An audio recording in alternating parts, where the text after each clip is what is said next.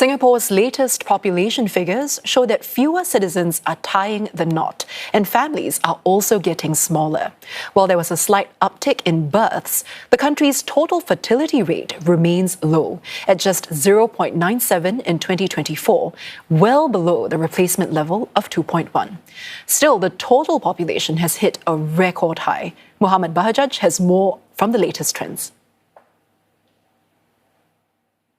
Miss Sharon Tan was almost 40 years old when she had a son. Having another was not on the cards, not because of health factors. She says she simply doesn't have the energy to look after 2 kids and doesn't want to burden her parents. But a review of policies could help increase the number of childbirths. I think the government policies are really targeted at the first 12 years, which we could actually think that the government could have a longer view term. If you could look at the policies, especially the educational side, right, to go beyond as long as tertiary education like poly or even universities, I think that will help a lot of families, especially the lower incomers. The latest population statistics show that over a 20-year period, married women between 40 and 49 without children more than doubled to 14.4% from 6.7%. In the same period, those with 3 or more children fell to about 20% from roughly 35%. But at least one family is going against the grain. 33-year-old Joelle Mock had her 3rd child earlier this year. It has been quite challenging trying to, be present all the time and be our best selves at different points in the day. I think that is really the main challenge in trying to, manage things that might be going on a bit personally, some fatigue. The number of citizen marriages is also down. There are about 22,950 in 2024, 5.7% lower than the year before. Still, Singapore's total population has hit a new high of 6.11 million as of June this year. The National Population and Talent Division says this is mainly due to growth in non-resident population, in particular work permit holders in the construction sector and migrant domestic workers. One analyst says this demographic is expected to grow, especially with an aging population. At least in the short term, you would expect that there would be a greater need for one more, whether it's domestic helpers, more in various kinds of service industry sectors, where it's not possible for automation or for technology to be able to take over. If you need human hands to be able to do something, then we are likely to see a greater demand in the next couple of years for those kind of jobs. As for Singapore's aging population, the last 10 years saw an increase of citizens aged 65 and above to about 20% from 13%. Over the same period, the number of those aged 80 and above increased by about 60% to 145,000. And Dr Mathew Mathews is here to help us break down the latest population trends. Dr Mathews, with families getting smaller, what kind of policy shifts do you expect to address this? Well, as you see smaller families, you have to move. I think Singapore has really moved in that direction of accommodating the needs of shrinking households. And you can expect that some of these policies will get deeper. For instance, there's a lot more flexibility now for singles who want to have their own HDBs and the grants to help them to live near their parents, for instance. And that can be immensely helpful support structures, especially now when you have fewer children per family. Then you need a lot more infrastructure today because we do have shrinking households and of course then the care burden will increase. So you do need to have whether it's active aging centers, home community-based care systems, all the necessary ingredients to make sure that caregiving is easier in the context where you have fewer and fewer children to support a more aging population. And speaking of that support, with the families getting smaller, what does it mean for intergenerational support? And if more Singaporeans grow up without siblings, cousins, or extended family, how does it impact them going forward?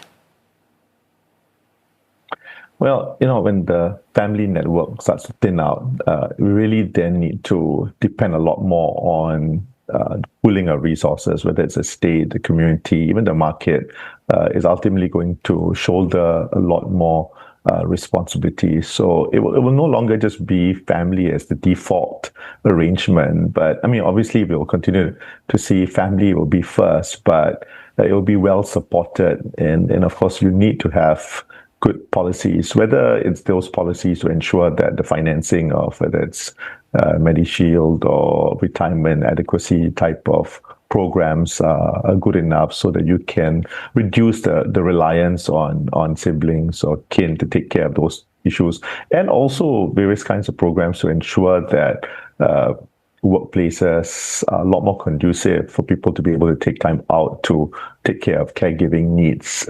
This will be important because you just do not have all the other people you could rely on, which you previously could in years past. And Dr. Mathews, could shrinking families then become a tax burden for the future population? Is that inevitable in your view? Well, I mean, aging and especially shrinking families would mean that you would. It would definitely have it's going to cause some fiscal pressure, but I think Singapore's whole system has been to not allow that to overwhelm younger cohorts. And so there's been various kinds of efforts to make this sustainable and make some kind of intergenerational fairness. So a lot more emphasis on ensuring that the state has broad-based revenues, whether it's through GSTs or, other kinds of returns from, net investment returns, for instance. And all these would be able to help ensure that it does not become such a burden for future populations. And last year, we saw about 22,700 new citizens and also 35,000 permanent residences granted. Is that enough to offset aging, or will that number need to rise as well? The steady injection of PRs, new citizens, it's certainly a boost to the population numbers, and especially when you think about the shrinking cohort. But Singapore's TFI is well below replacement levels. It's 0.97, and that's been like 2 years. And so even with steady naturalization, PR, you won't fully stabilize that old age dependency ratio. So you would imagine that from a planning perspective, there's a need to perhaps open the door wider if Singapore is to remain economically competitive. But the reality is also that if you have a lot more new people within our country, many Singaporeans are concerned about too much immigration, whether it's crowding, whether it is the strain on infrastructure, concerns that this might push local-born Singaporeans out from good opportunities. So there's always this need for good calibration of immigration to balance the needs of the economy as well as to provide the opportunities and lifestyles that citizens have been here would like to preserve. And speaking about that calibration, are immigration and naturalization rules currently flexible enough to support Singaporeans who have non-citizen spouses who want to settle here long term? Yeah, it's become more flexible than previously. Say a decade ago.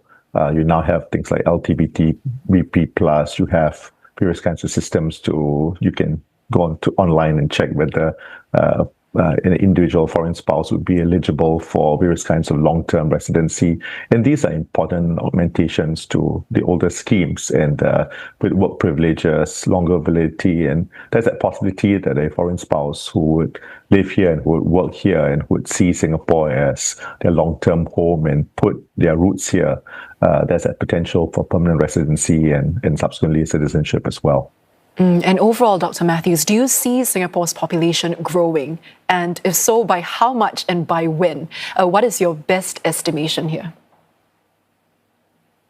I think it's very difficult to give that kind of estimation in terms of where we would be growing. But certainly it seems that there would be that need, that healthy injection of a population, especially when it comes to, maybe slower when it comes to resident population, but certainly in the years to come, as we continue to need, and we've got an aging, more and more people who need to be cared for, you certainly would need, and there's a lot of infrastructure that needs to be developed and built. So you would definitely need to have a substantial pool of individuals who would help, at least for a period, for many of those jobs and requirements. Dr. Mathews, thank you for sharing your views with us. That was Dr. Mathew Mathews from the Institute of Policy Studies at NUS.